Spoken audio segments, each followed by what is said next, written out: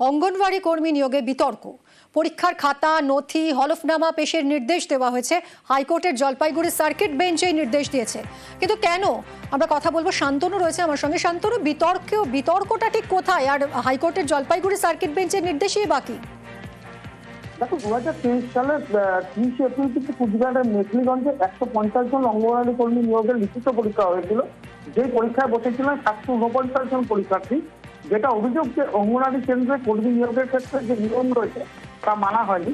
নিয়োগের পরীক্ষা হয়ে যাওয়ার পর বিজ্ঞপ্তি প্রকাশ করে সংরক্ষণের তালিকা সংশোধন করা হয়েছিল।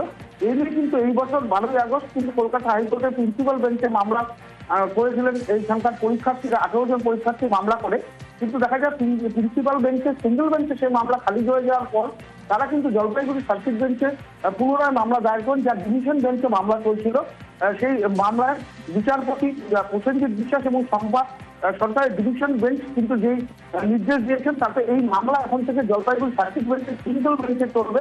এবং এই মামলা যেটা বলা হয়েছে যে পরীক্ষার অনিয়ম হয়েছে, সেই কারণে পরীক্ষার খাতা, নিয়মাবলী, সংরক্ষণের তালিকা এবং পরীক্ষা সংক্রান্ত যাবতীয় যে নথি রয়েছে তার সিডিপিওকে, অর্থাৎ যে প্রকল্প আধিকারিক রয়েছেন অঙ্গনওয়াড়ি কেন্দ্র কর্মী নিয়োগের ক্ষেত্রে, সেই প্রকল্প আধিকারিককে জমা দেওয়ার নির্দেশ দিয়েছেন। অর্থাৎ এই মামলায় এখন থেকে জলপাইগুড়ি সিঙ্গেল বেঞ্চে চলবে এবং হলফ আকারে সমস্ত নথি জমা করার নির্দেশ দিয়েছেন ডিভিশন বেঞ্চ। আচ্ছা, অনেক ধন্যবাদ শান্তনু। মেখলিগঞ্জে ব্লকের আইসিডিএস যে একটা রিক্রুটমেন্ট নোটিফিকেশন বেরিয়েছিল 2023 সালে। রিটেন পরীক্ষায় 749 জন কোয়ালিফাইড করে।